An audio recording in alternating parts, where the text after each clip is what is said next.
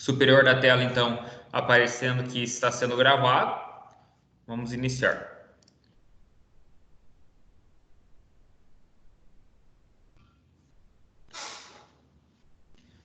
Apareceu na tela para vocês um PDF? Sim. Beleza.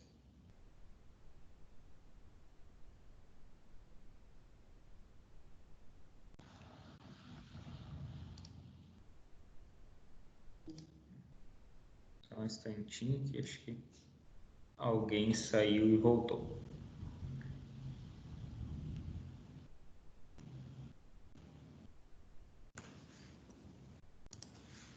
Só um instantinho, pessoal.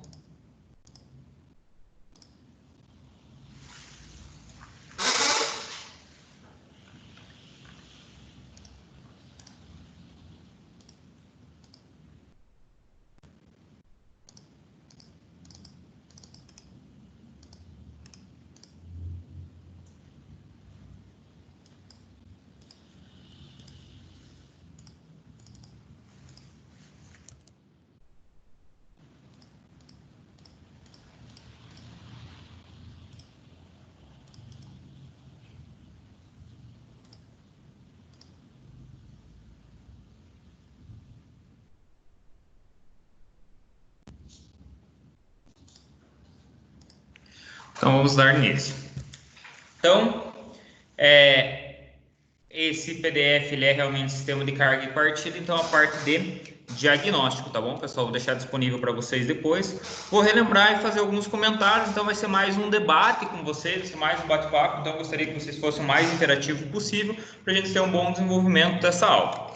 Então, o sistema de carga e partida é composto por dois componentes principais: a bateria e o alternador responsável pelo sistema de carga, e na parte de partida eu tenho lá o motor de partida propriamente dito. Então, bateria automotiva, né? Vocês já conhecem ela, as baterias aí são geralmente baterias de chumbo, onde elas estão mergulhadas num eletrólito. Esse eletrólito, ele é feito aí de ácido, 36% de ácido e água desmineralizada e destilada, certo?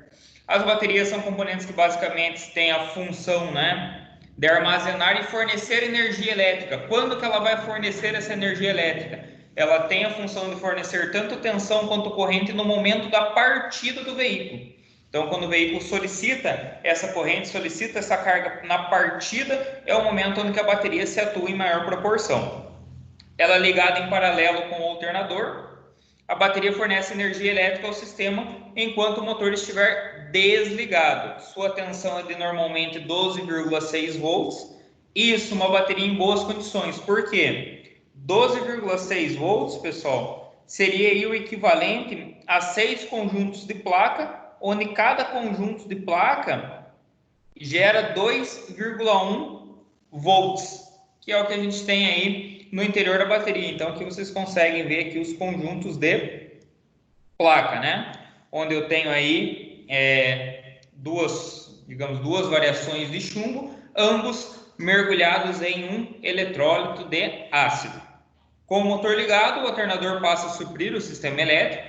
Então, a gente já tem esse conhecimento que o alternador ele é dimensionado para o motor do veículo, ele é dimensionado para a quantidade de consumidores elétricos que o veículo possui, e a bateria da mesma forma, certo? Pois quando eu não tenho aí a participação do alternador, quem tem que suprir toda essa necessidade é a própria bateria.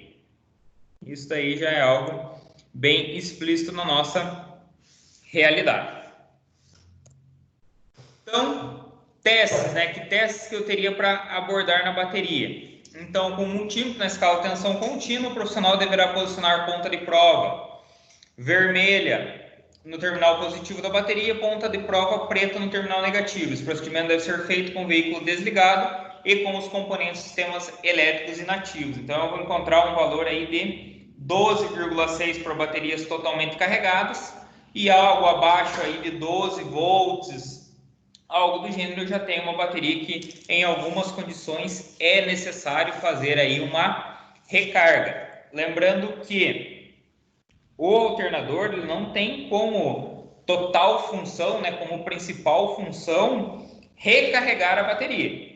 Não tem como principal função. Para você ter uma bateria que ficou muito tempo desligada, você teve algum consumidor que acabou descarregando essa bateria, como um sistema de alarme, uma memória de rádio, algo do gênero, quem vai conseguir recarregar essa bateria, quem vai conseguir deixar essa bateria em plena carga, em boas condições de funcionamento, não é o alternador, e sim um equipamento de carga para baterias. Eu tenho dois tipos que vocês já conhecem, né? Tem a carga lenta e a carga rápida. São os dois padrões que eu tenho aí no mercado. Então, a leitura deve ser próximo de 12,6, 12,4, 2,3, mas sempre superior a 12, nunca inferior a isso. Beleza? Então, é algo que a gente já conhece, algo que já está implícito aí na nossa realidade.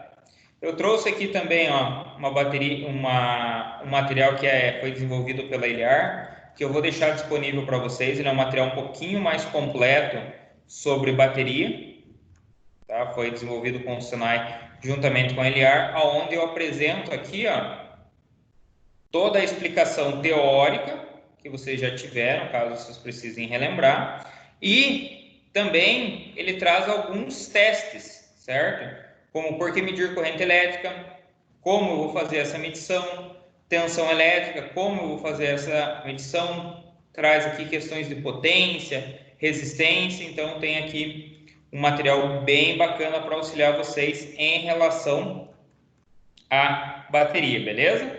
Principal função da bateria, né? Fornecer energia elétrica ao motor de partida e o sistema de ignição do veículo, alimentar todo o sistema elétrico quando o motor não estiver em funcionamento, auxiliar o alternador por tempo determinado, alimentando os equipamentos do veículo se por algum motivo ele deixar de funcionar, e estabilizar a tensão do sistema elétrico como um todo. Então, tem aqui algumas diferenças entre bateria tracionária, automotiva e estacionária. A construção da bateria, né?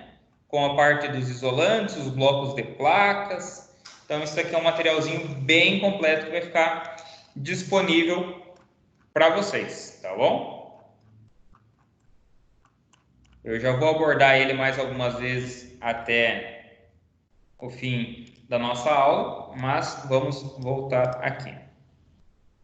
Então, o teste de descarga, né? Um dos testes que eu posso realizar na bateria é o teste de descarga da bateria, que o pessoal chama bastante esse equipamento como testador de bateria realmente. Então, ele determina a capacidade de fornecimento de corrente elétrica de uma bateria a um sistema elétrico, com a tensão mantendo-se acima de um determinado valor, de tal forma que os demais sistemas elétricos possam ser mantidos em funcionamento. O que quer dizer? Então, eu vou aplicar uma carga, eu vou exigir aí uma corrente elétrica dessa bateria, e essa bateria fornecendo para mim essa corrente elétrica, ela deve manter a tensão aí superior. Superior a quanto? Superior a 9,6 volts em geral, tá bom, pessoal? O teste deve ser realizado conforme indicações contidas no manual do fabricante da bateria. Como na maioria das vezes a gente não tem o manual do fabricante da bateria, pois você não é aí um revendedor autorizado, você não presta uma assistência técnica autorizada pelo fabricante, então a gente utiliza aí um padrão um pouquinho mais geral, mas que é válido para a grande maioria das baterias, que seria o quê? Fazer o teste 3 vezes, certo? 3 vezes exigindo uma corrente semelhante à corrente de partida do veículo durante 15 segundos. A tensão não pode cair abaixo de 9,6 volts. Claro que entre um teste e outro, pessoal, eu tenho que dar um tempo aí de, digamos assim, de descanso para a bateria. Qual que seria esse tempo?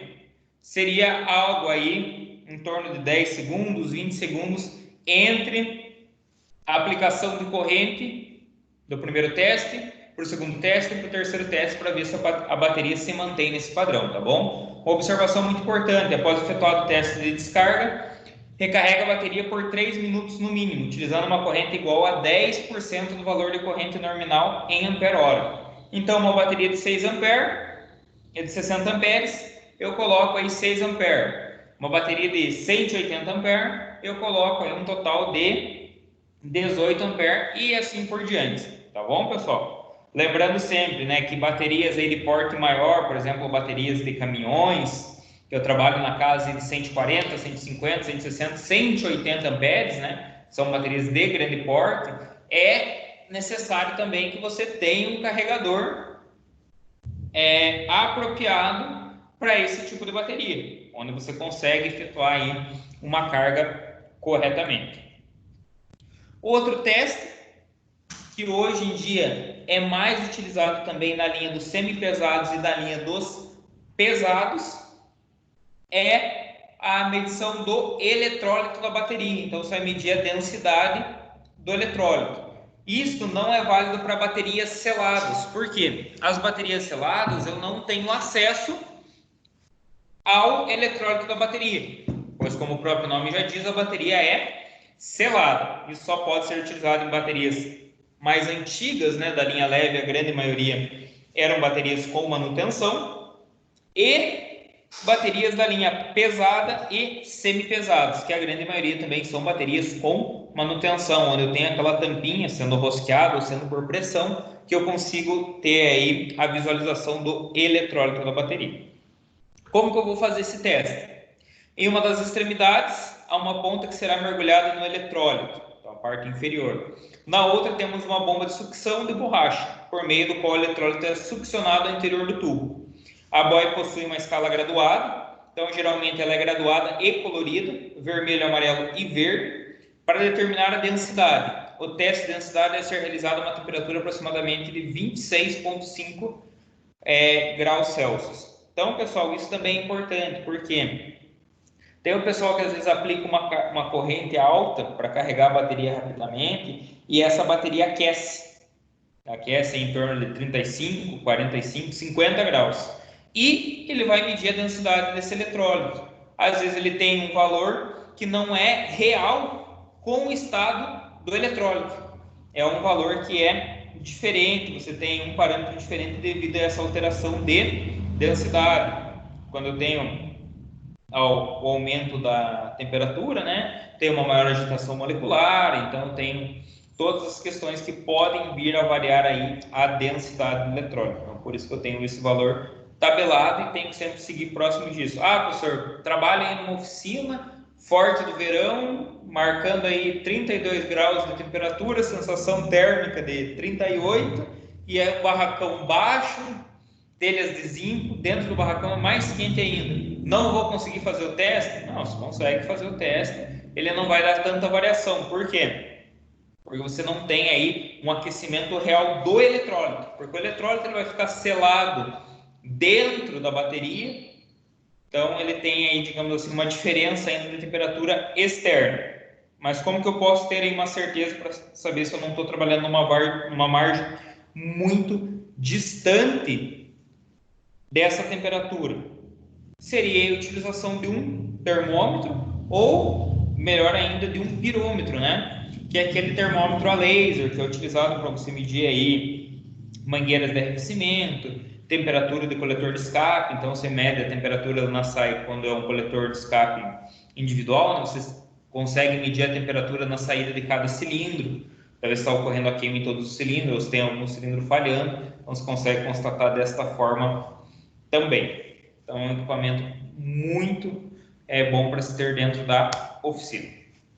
Então, conforme você estudou, o densímetro serve para medir a densidade do eletrólito. Veja o densímetro na figura ao lado, então vocês já conhecem, já trabalharam com esse equipamento. Como que pode ser feito? Efeito percebido, densidade baixa em todos os vasos. No caso, eu vou ter aí 6 vasos. Necessita de uma recarga elétrica. Coloco no carregador, carga lenta, faço a proporção de cálculo de conta, quanto de corrente eu tenho que pôr e deixo ela lá. Densidade baixa em 1 mais vasos e normal nos outros. Uma bateria condenada, por quê? É o que o pessoal chama lá daquele vaso que ferveu. Ferveu um vaso da bateria. O que seria isso? Aquele vaso ele acabou sulfatando, teve uma sulfatação naquele vaso e eu acabei perdendo aí, digamos assim, as placas de chumbo no interior dessa bateria. Logo, é um vaso que não vai mais fornecer para mim o 2,1 volts que eu necessito. Vamos supor que seria um vaso, entre aspas, vaso morto. Então, aquela bateria que deveria fornecer o 12,6, ela vai fornecer no máximo 10,5. Então, não seria o suficiente aí para um bom funcionamento do veículo. Densidade normal em todos os vasos, condição normal da bateria. Então, para prestar manutenção em uma bateria, é importante fazer a reposição da solução até que o nível seja atingido em todos os vasos. Depois disso, com as tampas dos vasos abertos, o profissional deve ligá-la no carregador, polo positivo, garra positiva, polo negativo, garra negativa, e efetuar um processo de carga lenta, monitorando sempre a temperatura do trabalho para que não ferva e não ofereça riscos à integridade física dos colaboradores. O que seriam esses riscos? Vamos supor aí que uma bateria dessa ela ferve, com os vasos abertos, o que vai acontecer?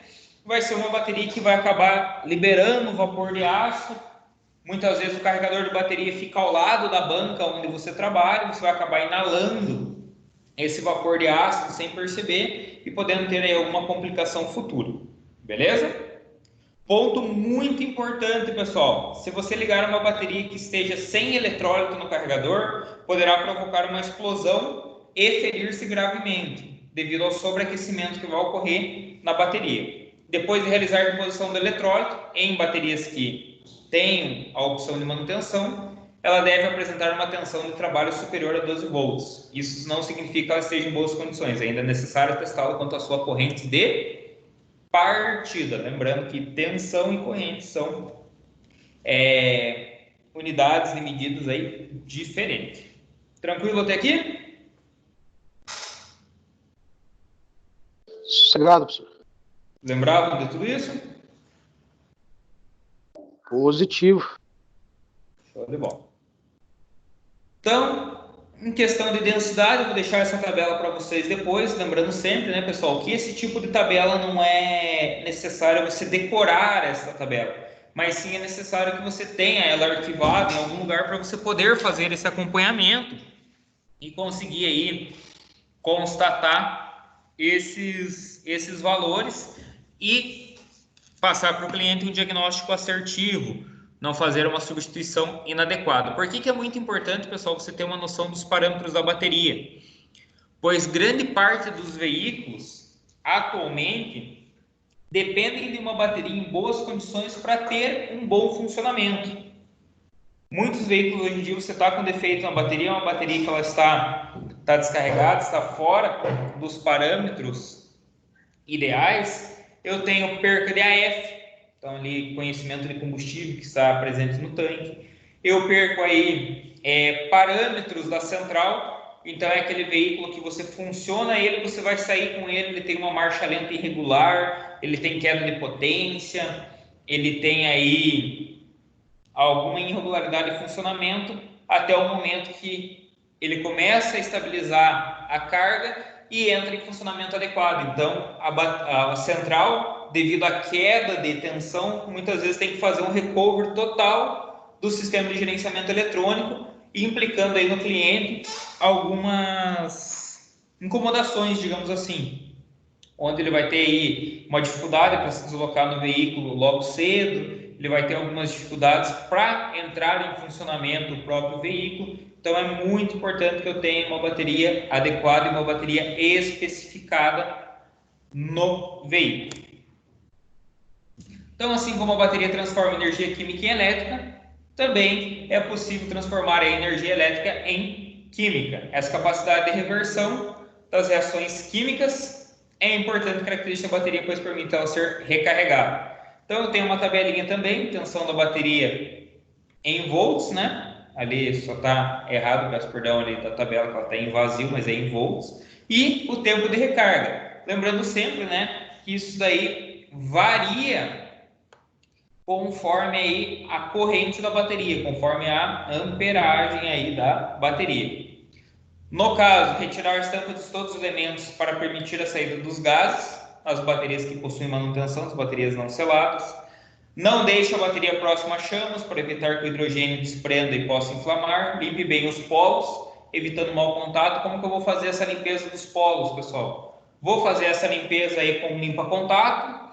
Vou fazer essa limpeza aí com uma lixa de granometria mais alta, né? Então, uma lixa 600, por exemplo, onde eu não vou deformar e não vou retirar tanto material da superfície do meu borne. Simplesmente vou fazer uma limpeza ali de uma possível oxidação que possa estar sobre ele. Observar as polaridades, né, quando você for fazer a ligação da bateria. E muito importante, né, em caso de veículos que possuem zinabre nos terminais da bateria, pessoal, que é uma espécie de uma crosta porosa que se cria em cima dos terminais da bateria, ela tem uma cor assim esbranquiçada para creme, aquele material que se cria ali em cima, devido à oxidação do próprio terminal, resultante da saída dos gases do interior da bateria, geralmente são baterias que têm alguma fissura na sua carcaça, principalmente em volta do borne.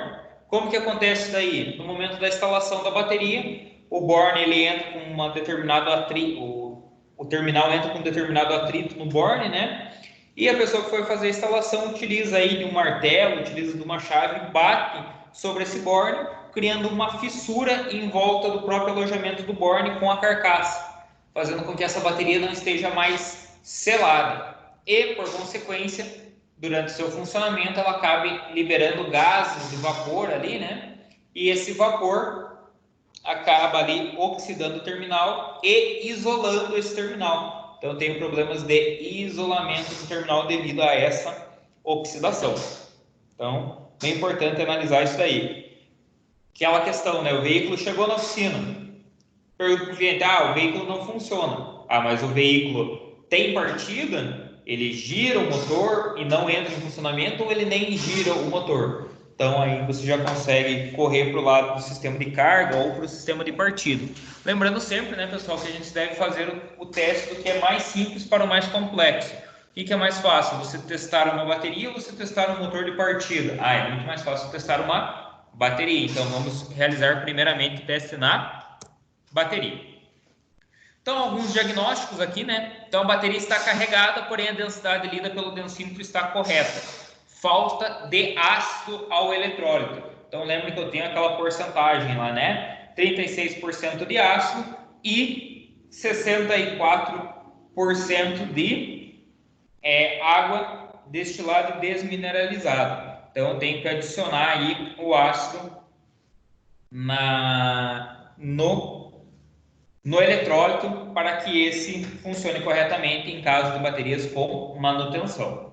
Baixa densidade em um dos elementos, vasos ou células, né? E normal nos outros. Vazamento interno de eletrólito entre os elementos, vasos ou célula, uma bateria condenada onde eu tenho que fazer a substituição da mesma, né?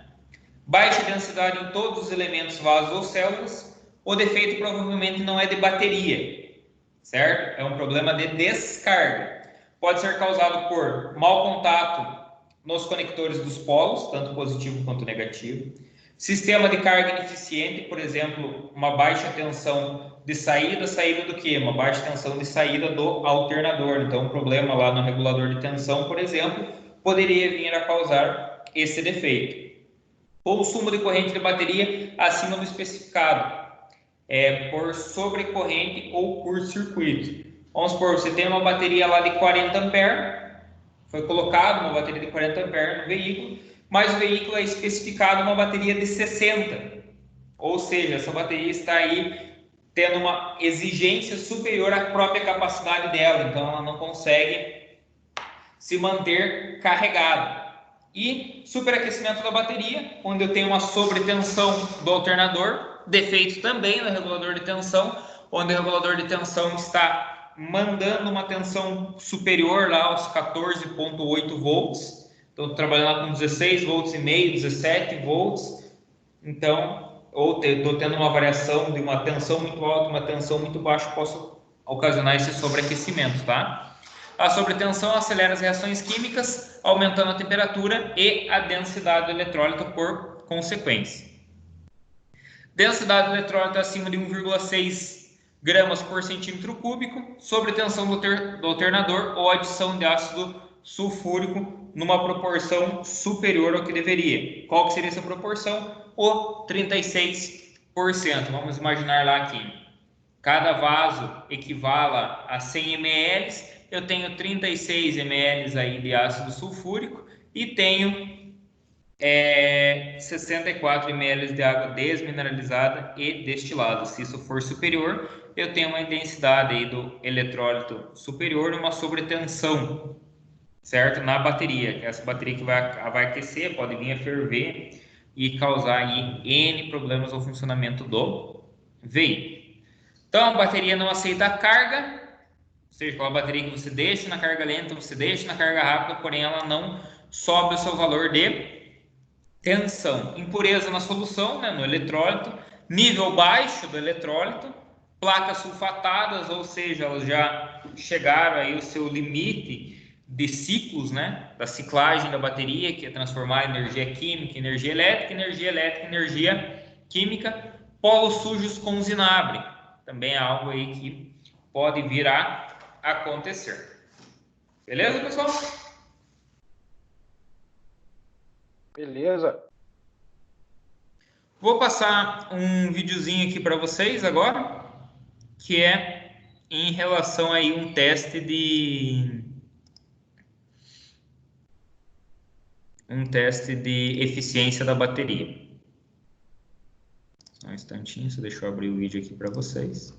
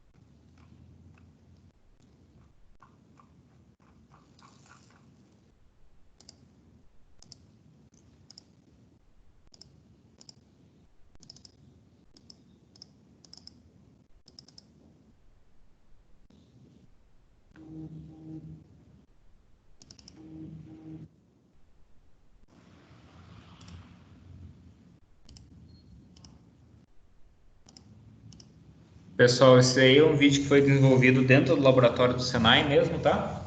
Então é um videozinho bem interessante e rápido. Eu vou deixar esses vídeos disponíveis também lá depois diretamente no WhatsApp, tá bom?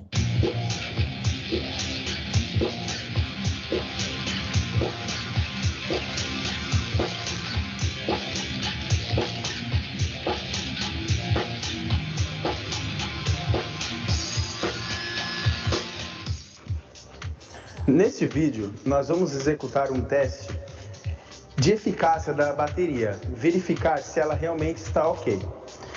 Com o multímetro, nós verificamos apenas a tensão da bateria. Neste caso, não é correto dizer que pela tensão da bateria, a bateria está ok ou não. A bateria pode muito bem ter tensão, mas não uma corrente necessária para fornecer para os consumidores. Então nós vamos medir as duas tensões da bateria e com o analisador de bateria, que é essa ferramenta que verifica a eficácia da bateria, nós vamos verificar se realmente as baterias estão ok ou não. Então reparem que ela está em 12,5. Agora vamos medir a outra bateria.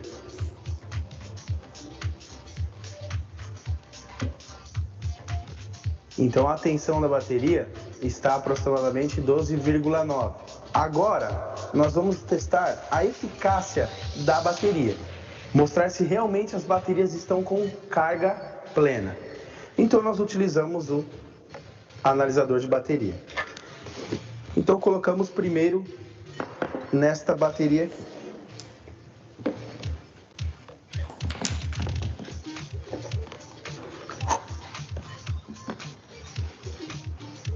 Notem que ele dá uma tensão no seu display E com esse botão, ele aplica uma corrente. Então, ele simula uma descarga nessa bateria. Então, eu vou acionar. E ela vai me dizer, pelo display, se a bateria está ok, ou se ela precisa recarregar, ou se a bateria está ruim. Neste caso, a bateria precisa ser recarregada. Então, pela tensão, ela já não está ok. Agora, vamos aplicar nesta bateria aqui.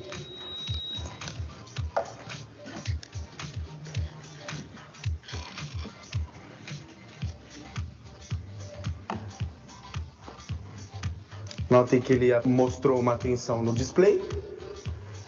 E agora eu vou testar a sua validação. Neste caso, a bateria está ok. Então, a utilização do equipamento para teste de bateria é muito importante. Lembrando então, pessoal, que jamais podemos utilizar o multímetro para validar uma eficácia da bateria.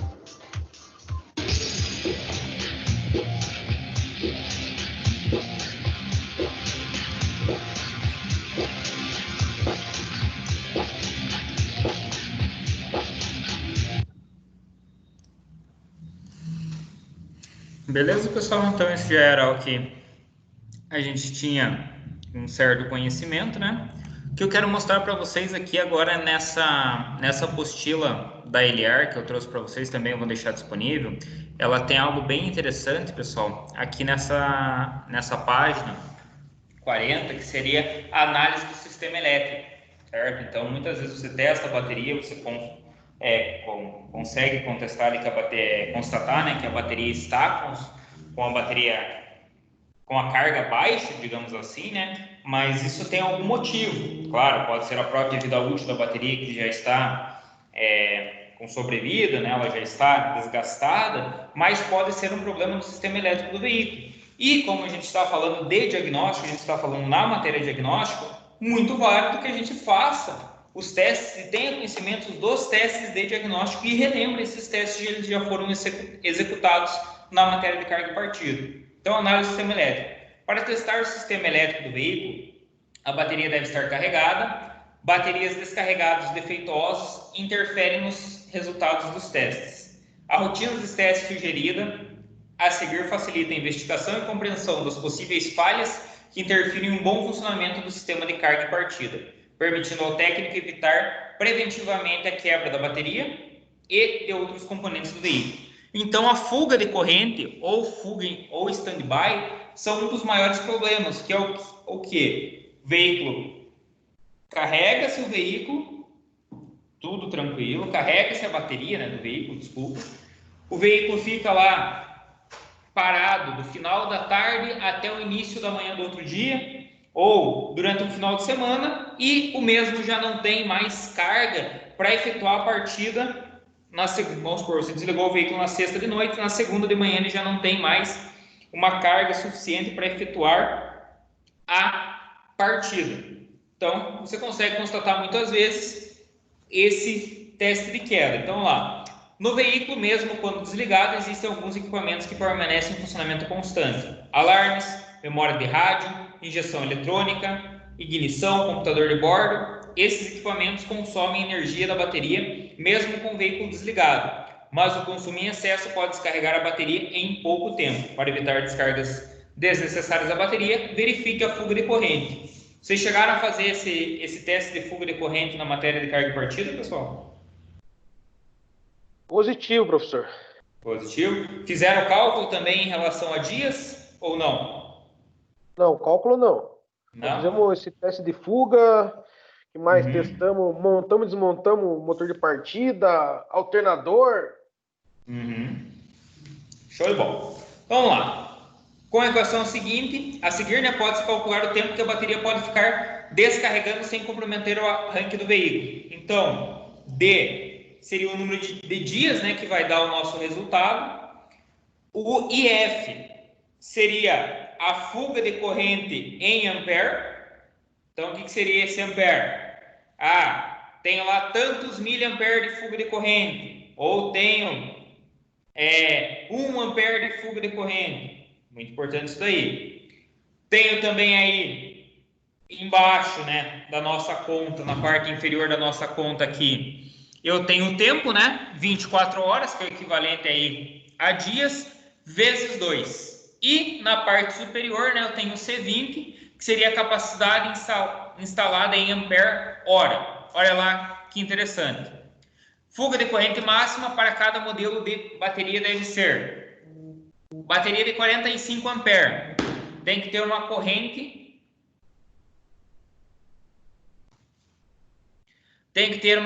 máxima aí de fuga de 0,045 ou 45 miliampere. Tempo com partida 28 dias, certo? Vamos supor que eu tenho um valor muito superior a isso, tenho um valor lá de 90 miliamperes de fuga de corrente, ou seja, já tenho aí um tempo com partida ainda do veículo pela metade, um tempo aí de 14 dias. Vinícius comentou aqui, o professor Davi ficou de falar sobre fuga de cabo também, como fazer os testes, etc. Mas seria fuga de cabo de ignição ou fuga de cabo de alimentação de tensão, Vinícius?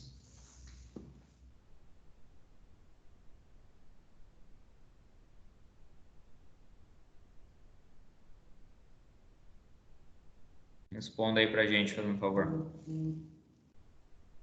Ele ia falar, acredito que no geral. Beleza, hoje eu vou abordar um pouquinho sobre isso também, tá?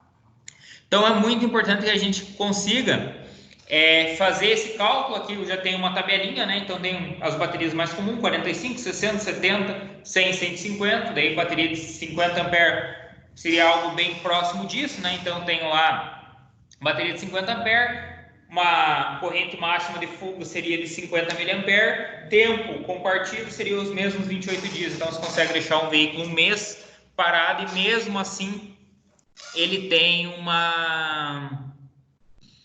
um tempo de partida longo, né? Como que eu vou fazer o procedimento de leitura de fuga de corrente? Primeiro, desliga todos os equipamentos e lâmpadas do veículo, inicia o teste com o motor desligado e retire a chave do contato.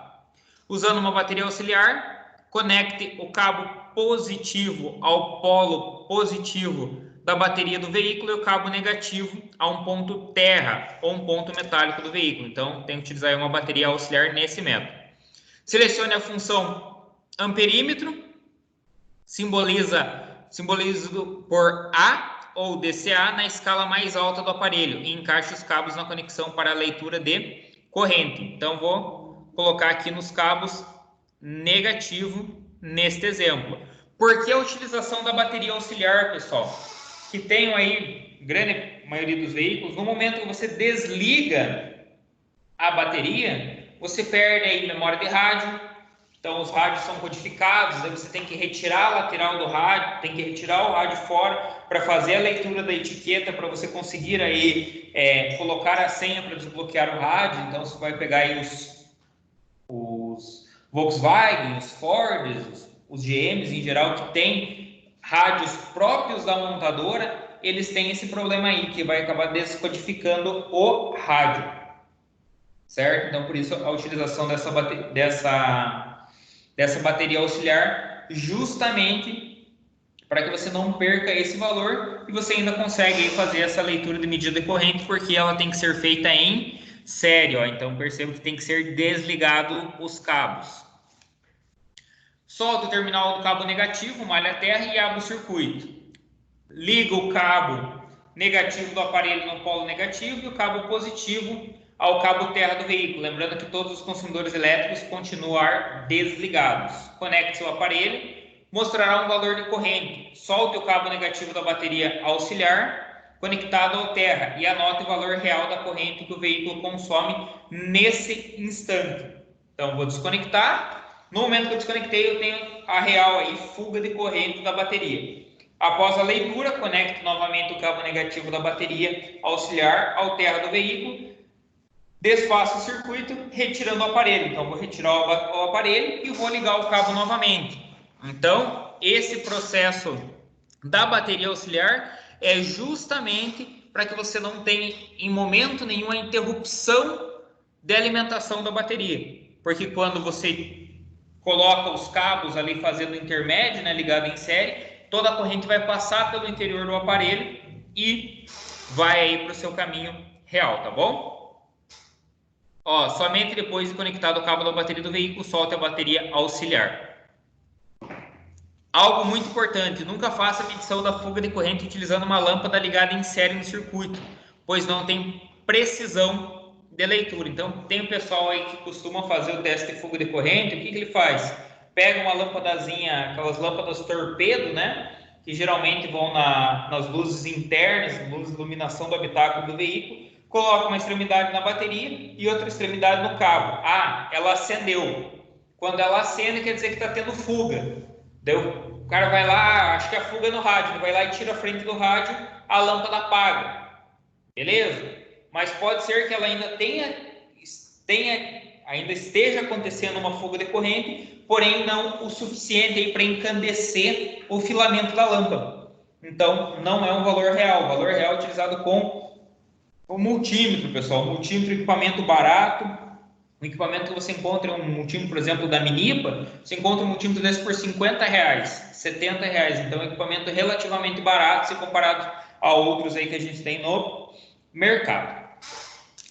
Procedimento como medir fuga de corrente com equipamento linear. Esse daí ele tem uma bateria auxiliar dentro e tudo mais, então não vamos entrar nesse questionamento, beleza? Equilíbrio elétrico, também aí algo importante, olha lá. Projetado pelas montadoras para suprir as necessidades dos consumidores elétricos dos carros, o alternador gera corrente suficiente para manter os faróis funcionando, faróis, ar-condicionado, injeção eletrônica, carregar a bateria, entre outros. Excesso de acessórios elétricos, principalmente som automotivo, tá, pessoal? Som automotivo, o pessoal vai lá e instala sub, instala módulo, e isso consome uma corrente bem alta, tá? No veículo causa um desequilíbrio elétrico, afetando diretamente a recarga da bateria e diminuindo a sua vida útil. Como que eu vou fazer um teste de equilíbrio elétrico no veículo?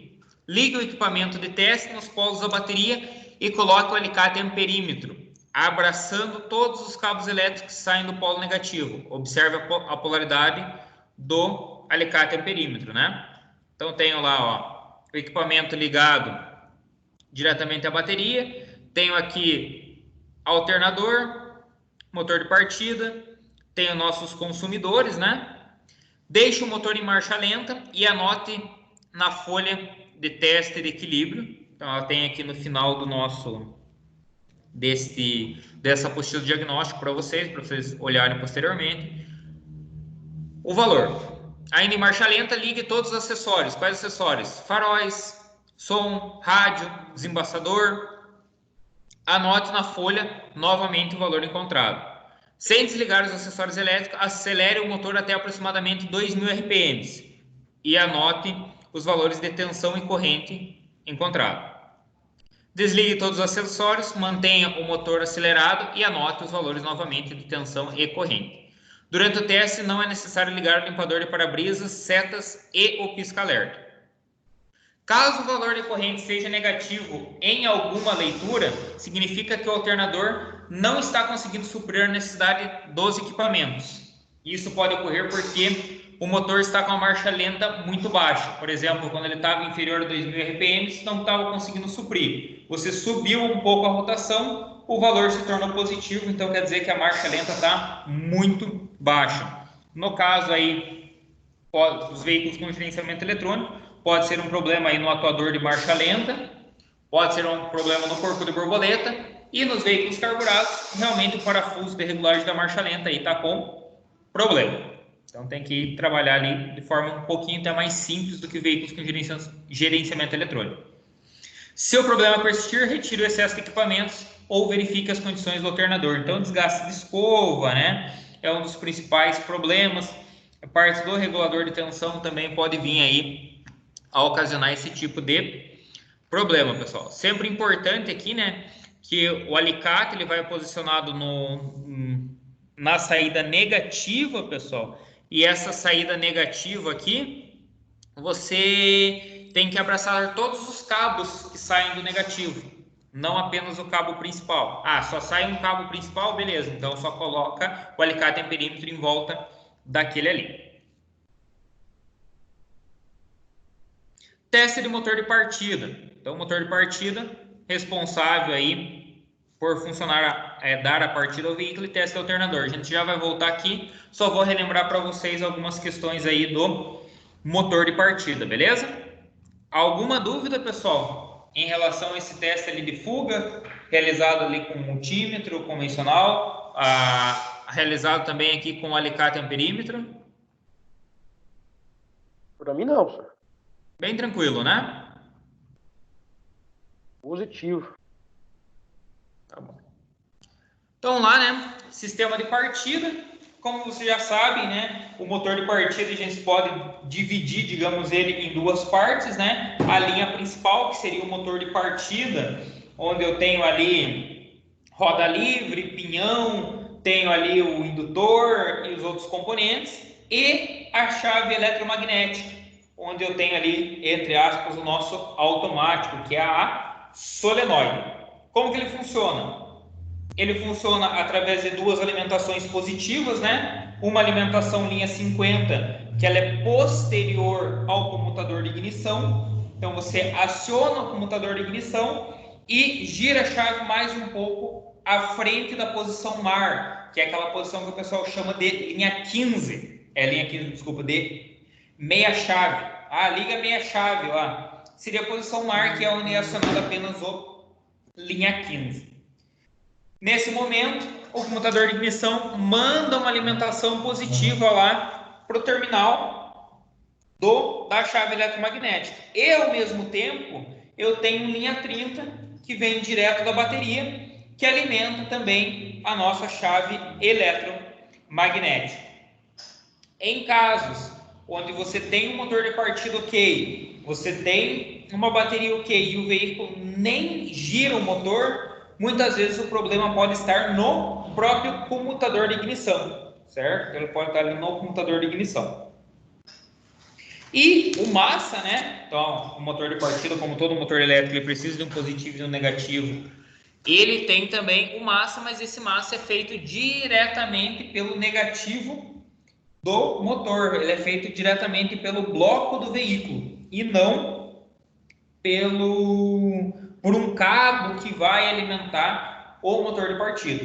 Ele é feito pelo bloco do motor, então eu tenho uma malha, uma cordoalha que vai sair do negativo da bateria, vai para a carroceria do veículo, e da carroceria do veículo muitas vezes passa ali para a caixa de transmissão, a caixa de transmissão transmite ali para o motor em si.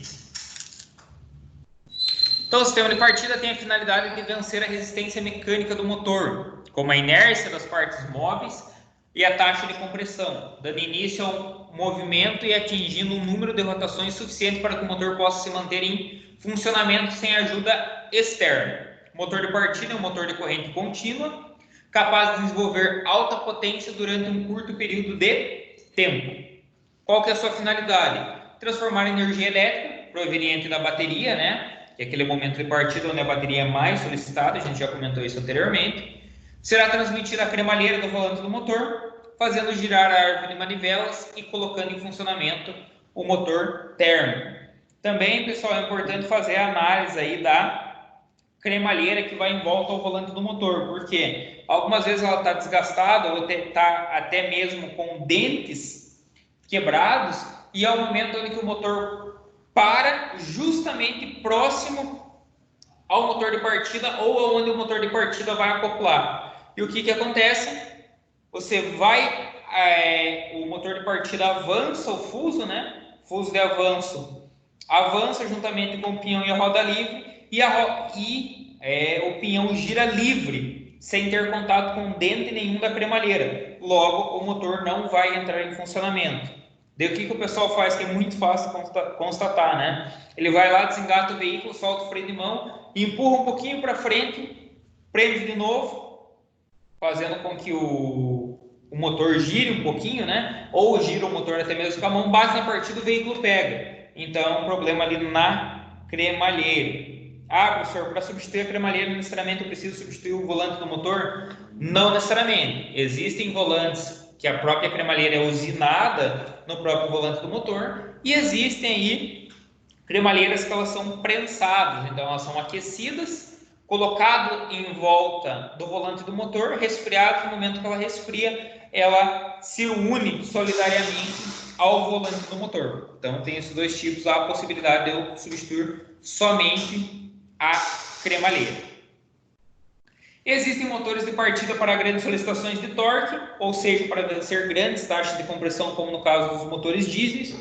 Eles produzem rotação entre 100 e 200 RPM e trabalham com corrente superior a 300 A em 24 volts. Então seriam os motores aí, os motores de partida para linha diesel, que são motores de partida que na maioria dos casos aí tem a parte de redução, né? Então, motores de partidas com carcaça polar. Então, esse modelinho de motor de partida são motores de partida mais antigos. Atualmente, basicamente, a gente não encontra mais isso daí. Consome menos energia elétrica por não precisar produzir um campo magnético em volta do induzido, destinado a ele apenas energia. Os motores contam também com uma considerável redução de força aplicada ao motor graças ao conjunto de planetárias que o acompanham, transformando a rotação em torque. Esses motores são aproximadamente 40% mais leves e compactos em relação aos motores de tipo convencional e possuem praticamente a mesma configuração dos demais motores de partida, porém se diferenciando dos demais na questão da qualidade dos condutores elétricos. Então são aí motores de partidas mais antigos. Atualmente, basicamente, a gente nem encontra mais esse modelo saindo de fábrica nos veículos. Sisteminha aí que tem redução, né? Então, relação de redução da rotação entre engrenagens do pinhão, do motor de partida, e da cremalheira, motor térmico. Possibilita o aumento de torque na arma de manivelas, sendo que o torque na cremalheira será maior que no pinhão do motor da partida, devido aí à diferença de tamanho de dentes, que a gente vai trabalhar essa parte de cálculo de relação na nossa próxima aula lá da matéria de transmissão. Todos os componentes, né, que vocês já conhecem: pistão, arrasto, mancal dianteiro, mola de engrenagem, alavanca de comando, bobina de tração, induzido, bobina de campo, batente, roda livre. Todos esses componentes vocês já conhecem, já fizeram a desmontagem e já visualizaram os mesmos. Então não tem por que a gente ficar debatendo em cima deles. Vamos lá. Sistema de partida, perda de carga. Em casos nos quais o veículo não esteja sendo capaz de armazenar a carga para a partida, né, é possível que o problema esteja associado ao consumo de corrente linha 30, conforme destacado na figura abaixo. O linha 30 é aquele que alimenta diretamente da bateria, né, pessoal? Ele não passa pelo computador de ignição, ele sai diretamente da bateria, alimenta a caixa de fusível, e a caixa de fusível alimenta aí alguns consumidores, por exemplo, alerta, alarme, rádio. O rádio pode ser ligado ao sistema linha 30. Então, todos esses componentes aí. Como que eu vou medir? Para diagnosticar esse defeito, preciso inserir um multímetro em série ao cabo negativo da bateria. O equipamento deve estar na escala de corrente elétrica e o veículo deve permanecer desligado, que é o teste que eu acabei de falar para vocês. Leitura considerada normal entre 0 e 300 mA. Se apresentar valor superior, como 1 A, é indício que existem componentes elétricos demandando carga da bateria. Então, se a gente for ver naquela apostilinha de diagnóstico que eu tinha mostrado para vocês, ela trazia o cálculo dessa forma, né? Ó, que se eu tivesse uma bateria de 60 A e tivesse uma fuga de corrente de 300 mA em stand-by com a chave desligada, eu teria a bateria durante 28 dias. Só que, quando eu tenho uma fuga até de 300 mA, isso também é diagnosticado de forma correta. Então, o que vai acontecer? Esses 28 dias... Só um instantinho.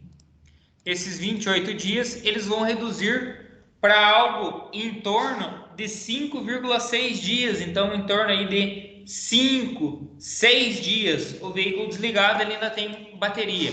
No 7º, 8º dia ele já não vai ter mais bateria, beleza? Mas a gente sempre tenta trabalhar aí numa escala de fuga de corrente. Os veículos atualmente trabalham numa escala aí de stand-by com consumo de corrente próximo disso do que está na tabela. Mas é possível que eu encontre esses valores aí, 220, 250, 200, 300 mA de fuga de corrente.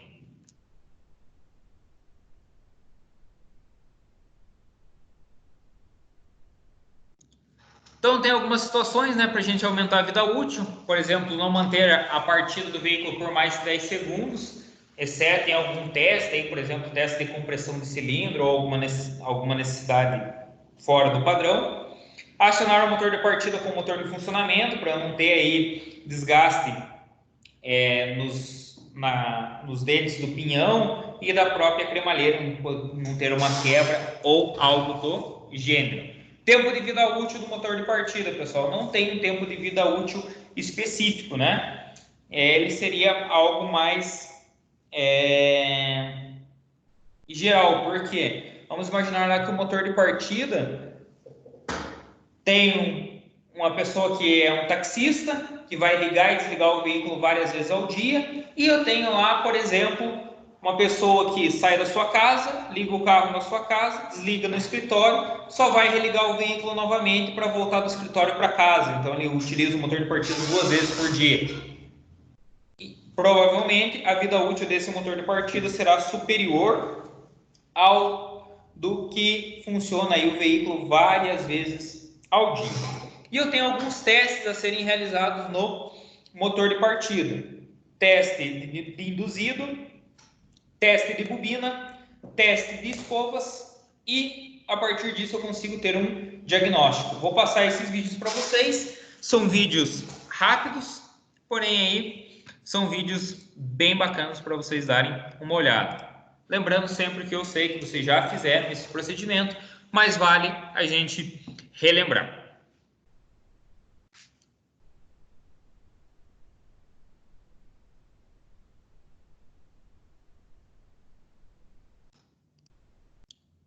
Então, primeiramente, o teste de induzido.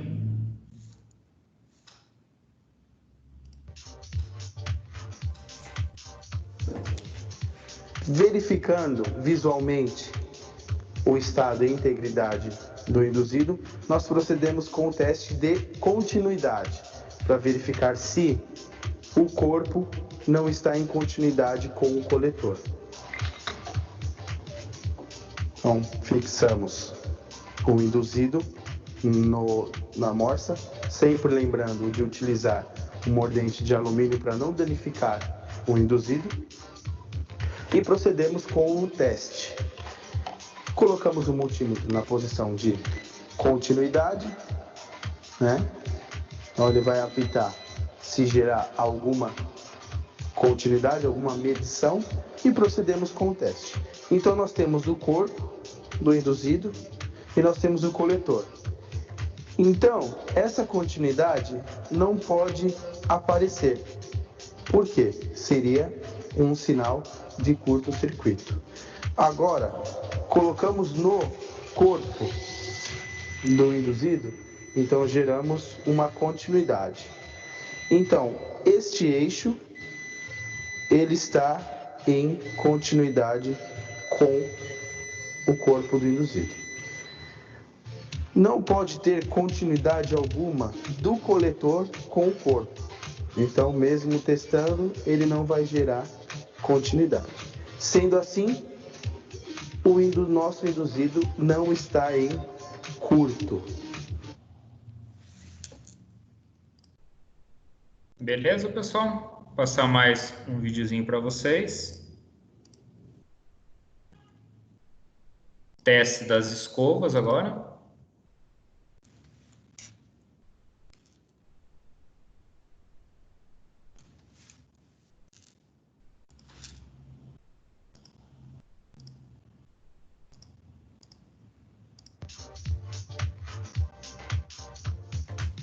Neste teste, eu vou validar o quê? a eficácia da isolação da parte positiva da escova com a parte negativa. Se gerar uma continuidade entre as duas, eu tenho um possível curto-circuito no porta-escovas. Tá certo? Vamos lá. Então vamos medir com o multímetro a sua continuidade. Então colocamos aqui no negativo e ao positivo, né, das escovas. Então esse daqui são as alimentações, né, positivas, e aqui toda a parte negativa das escovas. Reparem que nós temos um isolador aqui. Este isolador, ele protege essas escovas do contato à massa. Então, né, pessoal, aqui para valorizar, né, que eu não posso ter contato entre as escovas positivas com as escovas negativas e nem as escovas negativas com a positiva devido àquele isolador. Se eu tiver algum problema do gênero, eu tenho um curto nas escovas. E agora aqui um teste de solenoide. Vou deixar disponível para vocês depois o vídeo de retirada e recolocação, um exemplo do motor de partida, tá? Sei que é um processo que vocês já efetuaram, mas é interessante, eu vou deixar no grupo para vocês.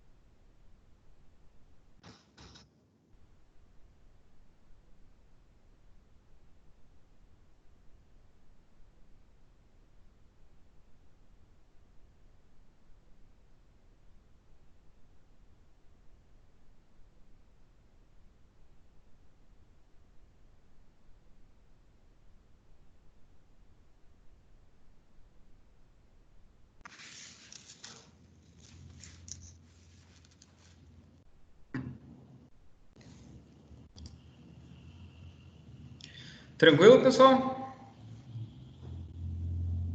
Tranquilo, professor? Show de bola, então. Deixa eu abrir aqui novamente. Então, são esses testes aqui, né? Estão descritos aqui, que foi o que eu passei no vídeo para vocês. Qualquer dúvida, eu vou deixar os vídeos disponíveis lá no teste, né? E alguns resultados, né? Então, tensão normal e corrente baixa. Então, mau contato entre as escovas e o coletor. Bobina ou induzido deficiente. Contato interno da chave magnética deficiente. Tensão baixa e corrente alta. Bobina de campo em curto, a massa ou entre as espiras. Induzido em curto, massa ou entre as espiras. Escova ou porta-escovas em curto-circuito, eixo do induzido emperrado, buchas presas ou um motor de combustão preso. Geralmente, nesse caso, quando eu tenho tensão baixa e corrente alta, eu tenho um sobreaquecimento do motor de partida, tá, pessoal? E quando ele tem um aquecimento, o que acontece? Ele acaba aí degradando aquele verniz de enrolamento que tem no induzido, podendo causar aí um curto entre o enrolamento e a própria carcaça ali do induzido, beleza? Teste baixo, tensão baixa e corrente baixa, terminais ou polos dos cabos da bateria com mau contato ou bateria fraca ou danificada.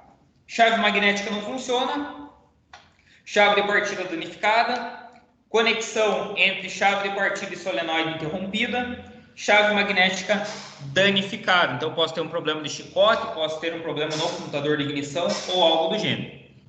O induzido gira, mas o pinhão não engrena, ou seja, o pinhão não avança sobre a cremalheira do motor. Eixo do pinhão emperrado, pinhão ou cremalheira com os dentes danificados ou com rebarbas, chave magnética danificada. O pinhão engrena, o induzido gira, mas a cremalheira não gira. Embreagem, roda livre do pinhão patinando, então fica aquela pecinha que fica atrás do pinhão, ou desgaste nos dentes da cremalheira do volante do motor, que é aquele caso que eu falei para vocês, que eu posso ter uma quebra ou até uns desgastes, onde ele vai acabar rodando livre. O motor de partida continua girando após desligar a chave de partida. Comutador de ignição defeituoso, eu não tenho um retorno, eu não cesso a tensão que é oferecida no linha 50, e a chave magnética danificada, né? Então ela não está tendo problema com a mola de retrocesso. Então a mola de retrocesso não está conseguindo trazer o garfo à posição original, fazendo com que o pinhão também retorne. Pinhão não desengrena após a partida, mola de retrocesso fraco ou quebrado, e motor de partida funcionando normalmente, mas faz barulho ao desengrenar. Roda livre do pinhão emperrado. Então aí a grande maioria desses defeitos dessa segunda parte aí, para você poder fazer a manutenção é necessário fazer a retirada do motor de partida, colocá-lo numa banca e fazer a substituição das peças, um processo no qual você já tem domínio e já tem o conhecimento. Beleza? Beleza. Então, vou abrir aqui novamente o material para vocês, né?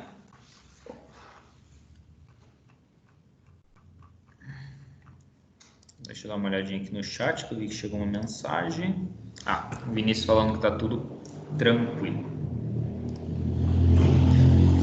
Então, o motor de partida. Como que eu vou fazer também um teste no motor de partida? O motor de partida é responsável por utilizar a corrente elétrica mais alta fornecida pela bateria durante alguns segundos. Por isso, as montadoras determinam o modelo de bateria pela característica de corrente de arranque a frio, o CCA.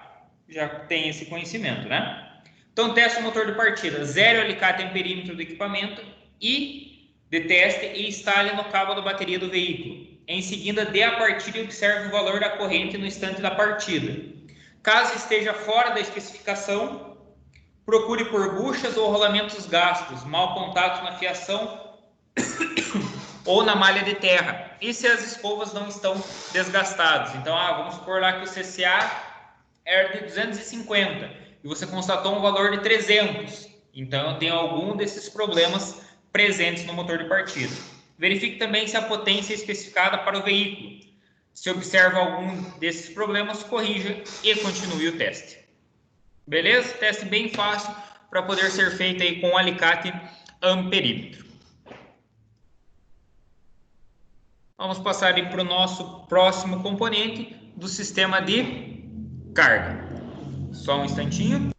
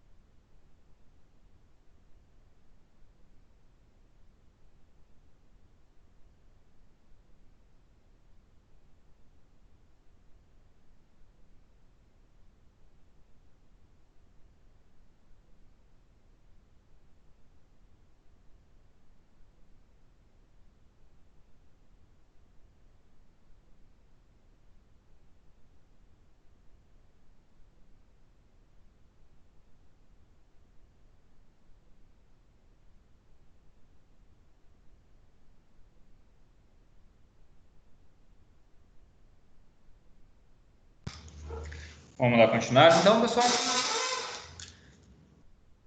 Então, agora a gente vai falar aí do alternador, né? Vocês já conhecem o alternador, já trabalharam, já fizeram a desmontagem do mesmo e já tem uma noção aí dos componentes. Então, o alternador, primeira figura aqui, né? É o componente fundamental para manter o sistema de carga operante. Ele é instalado junto ao motor do veículo e é responsável por aproveitar o movimento de giro e transformá-lo em energia elétrica. Isso se dá por meio de uma correia que interliga o virabrequim à árvore de manivelas com o alternador, fazendo com que ambos trabalhem em conjunto. A energia transformada no alternador é do tipo alternada, devido ali à variação do campo eletromagnético. Graças à atuação de seus componentes, é convertida em uma contínua e fornecida uma tensão regulada. Tensão regulada, quem é o responsável? O regulador de tensão. Retificação da corrente, placa retificadora juntamente com os diodos de Zener. Observe como o alternador atua sendo conduzido pelo giro do motor do veículo, que pode ser visto aí na segunda figura. Então a gente sabe que o alternador ele é tocado fisicamente pela correia, né? Então eu tenho uma correia, não necessariamente a mesma correia dentada que faz o sincronismo do motor, mas eu tenho uma correia, geralmente uma correia de acessórios, que faz com que esse alternador gire e alimente aí o nosso sistema elétrico. Diferente do seu precessor, né? O dínamo, o alternador é capaz de fornecer energia no sistema independente da rotação de trabalho de acordo com a demanda. A tensão medida no alternador é normalmente algo em torno de 14,8 volts, com o regulador de tensão em boas condições, né, pessoal? Tenho aqui os componentes, né? Rotor, tenho aqui estator, placa retificadora juntamente com os diodos, tampas e mancais, e aqui na frente a ventoinha. Como que funciona? Tenho lá o alternador, ele vai funcionar a partir que o veículo entra em funcionamento através de uma excitação que se dá pela luz de anomalia, que ela vai ali no terminal D+. Ele tem um cabo negativo, uma saída negativa, e a alimentação dele, tanto para o sistema quanto para a bateria, se dá através do terminal B+, podendo ter dois tipos de ligação, né? Podendo ter as ligações tipo estrela ou tipo triângulo. Como que eu vou testar o alternador? O alternador, na maioria das vezes, ele é testado com o motor em funcionamento. Então, testo a bateria antes. Encontrei um valor de 12,6 volts. Coloco o veículo em funcionamento, eu tenho que encontrar aí uma tensão próxima de 14,8 volts, mostrando aí que o alternador está em boas condições de funcionamento. Teste de resistência do rotor, verificação de curto. Onde que eu vou fazer essa verificação de curto? Vou fazer a verificação de curto entre a carcaça, né, e o estator, ou entre as duas pontas. Então percebam aqui, ó, estou em contato aqui com as escovas e com o eixo, e aqui estou em contato entre a escova e a carcaça, certo? Eu não posso ter essa continuidade entre o anel coletor aqui. Verificação de curso da bobina. Então vou verificar aí entre pontas, né, da minha ligação, lembrando que é uma ligação trifásica, com defasagem de 120 graus uma e a outra, e também não posso ter aí entre o enrolamento e a carcaça, beleza? Associado ao alternador, eu tenho também aí o nosso regulador de tensão, que é responsável por manter a tensão próxima dos 14,8 volts durante o funcionamento do veículo, no caso um veículo que trabalha com 12 volts, ou próximo aí de 25,6 volts, no caso de um veículo que trabalha com 24 volts. Lembrando que existe diferença entre alternador de 12 volts e alternador de 24 volts, tá, pessoal? Tenho aqui a nossa placa de diodo, né? Então a placa de diodo ela é responsável por fazer a retificação da tensão e transformá-lo lá em corrente contínua, e também é responsável pela excitação para o funcionamento do alternador. Então tenho aí 3 diodos responsáveis pela retificação e 3 diodos responsáveis pela excitação do sistema.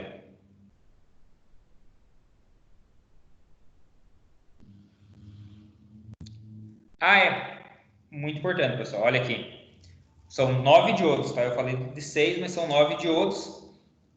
3 de excitação, 3 de retificação da onda positiva e 3 de retificação de onda negativa, tá? Então são aí um para como é alternado, positivo e negativo, e mais o da parte de excitação. Tem alguns testes, né? O teste muitas vezes é montado em bancada. Eu vou passar um vídeo para vocês, ele é um videozinho um pouquinho mais longo, ele está disponível no YouTube, tá? Eu vou mandar o link para vocês. Ele é um vídeo que gira em torno aí de 25 minutos. Vou deixar esse vídeo pronto para vocês, num link, lá no grupo para vocês assistirem após a vídeo. E aqui eu tenho alguns testes, né? Tensão superior a 14,5 volts. Regulador de tensão defeituoso. Então, 14,5, 14,8, extrapolou muito disso, regulador de tensão defeituoso. Corrente inferior à corrente de carga. Defeito no regulador de tensão, curto entre espiras ou a massa no enrolamento do estator. Diodos em curto-circuito. Lâmpada piloto acende com a chave de ignição desligada, ou seja, o motor parado. Existe um ou mais diodos retificadores positivos queimados em curto-circuito. Lâmpada piloto acende fraca quando o motor está acelerado. Então, eu estou com uma rotação ali acima de 1.000, 1.500 giros. Cabo massa do motor à carroceria e cabos da bateria, né? Então, tem que verificar essas conexões. Diodos de excitação abertos, ou seja, estão rompidos, ou diodos positivos rompidos. Lâmpada piloto não acende com o motor parado, ou seja, o motor desligado. Lâmpada queimada ou desligada. Regulador de tensão desconectado. Bateria totalmente descarregada ou danificada, que é quando o pessoal fala, puta, o painel nem acende. É nesse caso. Enrolamento do rotor interrompido. Lâmpada piloto acende com pouca luminosidade e não se altera. Circuito de campo do alternador interrompido. Terminais isolados. Escovas com mau contato ou desgastadas, né? E anel coletor dessoldado. A lâmpada piloto permanece com luminosidade inalterada. Então, ela tem uma luz, acende forte e mantém forte. Terminal demais em curto com a massa, como consequência, diodos de excitação queimados. Terminal DF em curto-circuito com a massa. Curto-circuito a massa ou entre as espiras de enrolamento do rotor. Lâmpada piloto acende, que é a lâmpada lá do painel, né? Com a luz trêmula. Defeito no regulador de tensão. Escovas gastas além do limite. Ou correia folgada, ele acaba dando aquela patinada no funcionamento do alternador, né? Então acaba rodando em falso. Tranquilo, pessoal? Vou passar um videozinho para vocês aqui da Gauss, que é em relação a alternador realmente. É um videozinho que gira em torno de 5 minutos, ele é da Gauss.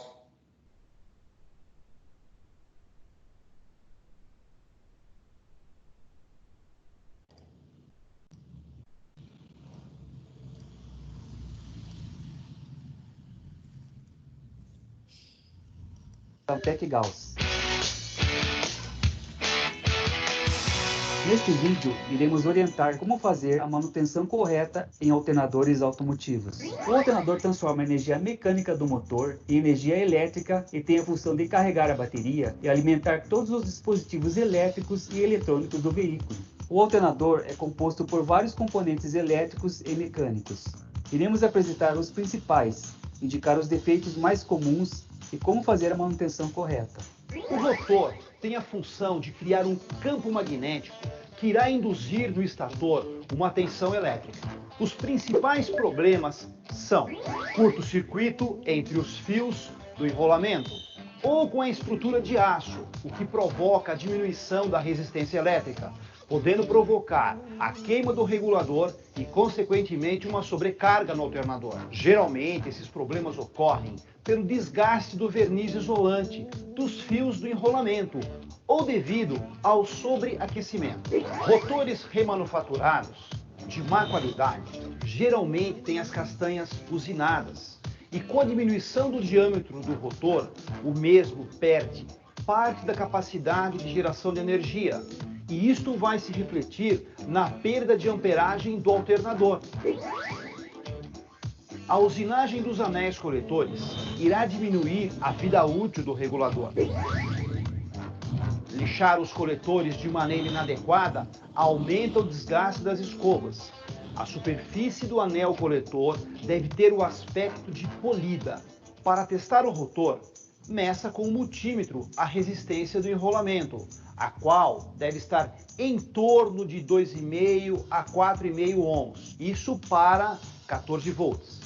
Verifique também se não há curto-circuito entre o enrolamento e a estrutura de aço.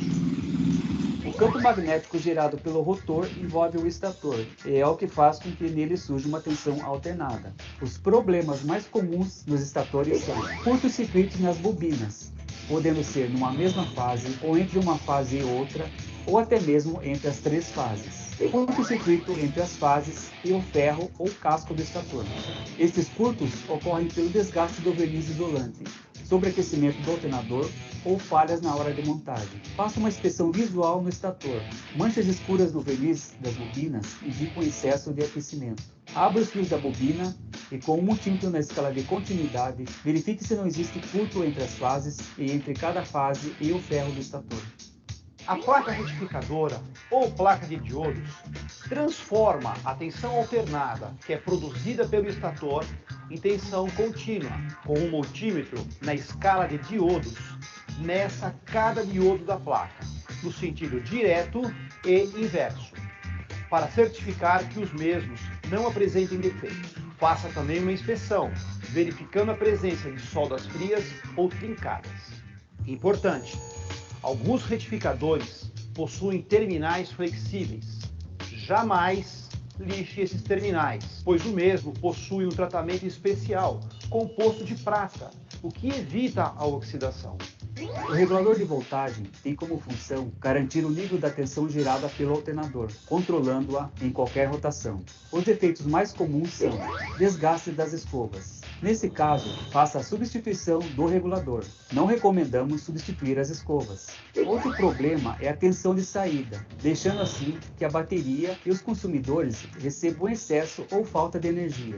Com o uso de um multímetro na escala de tensão contínua, meça a voltagem do alternador com o veículo em funcionamento, a qual deve estar em torno de 13 a 14,5 volts, dependendo do veículo. Antes de executar a montagem do regulador, verifique se os contatos entre o regulador e o alternador estão perfeitos. Fixe bem o regulador com os parafusos, cuidando para não quebrar as escovas.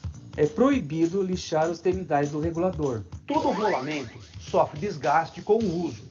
Isso significa que de tempos em tempos deverão ser substituídos. Sugerimos que, ao efetuar o reparo em alternadores, independente da causa do problema, os rolamentos sejam sempre substituídos. As principais causas de defeitos nos rolamentos são ruídos e travamentos do mesmo. Esses defeitos são ocasionados pelo desgaste do próprio rolamento, mas podem ocorrer após a montagem do mesmo. Jamais bata diretamente no rolamento com um martelo. Utilize sempre ferramentas adequadas, tais como uma prensa, um kit de ferramentas ou um dispositivo de nylon. Por hoje é só. Em nome da Gauss, agradecemos a atenção de todos. E até o próximo vídeo da Tec Gauss. Não se esqueça de deixar os seus comentários. Eles são muito importantes para que possamos aprimorar os nossos serviços.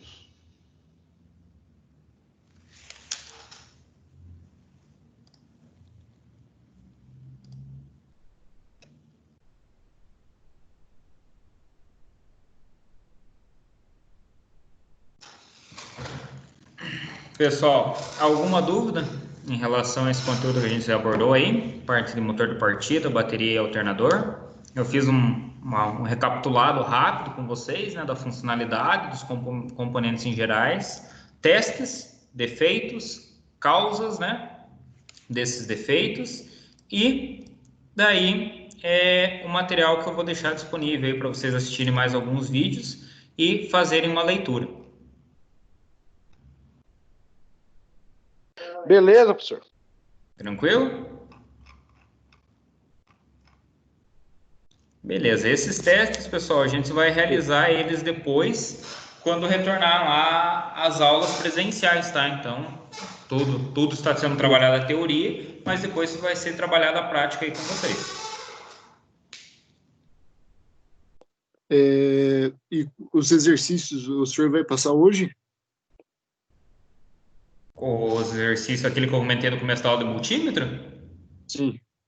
Eu vou deixar disponível o link para vocês hoje, mas ele não tem tempo para ser realizado, né? Então não tem período para ser realizado, não é obrigatório, é optativo. É simplesmente para reforçar, né? Então ele é, digamos assim, uma aula guiada que eu vou passar para vocês, que vai estar disponível para reforçar o aprendizado de vocês, mas não vai ser algo avaliativo, não vai contar nota posterior de forma nenhuma, tanto que não tem nota, não tem nada. É realmente só para vocês praticarem.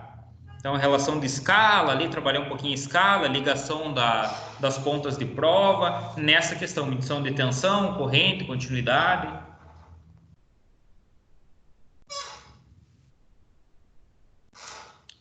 Beleza? É porque ele tem que avisar o Enzo aí pra ele subir lá no morro perto da casa dele pra pegar baixar os exercícios. Coitado do Enzo. Mas esse material ele vai ficar disponível no AVA, tá, Enzo? Então, qualquer horário, se quiser acessar hoje, se quiser acessar amanhã, se quiser acessar sábado, domingo, esse material vai estar lá disponível. Ele vai estar como material de apoio, tá? Beleza, professor. Tranquilo?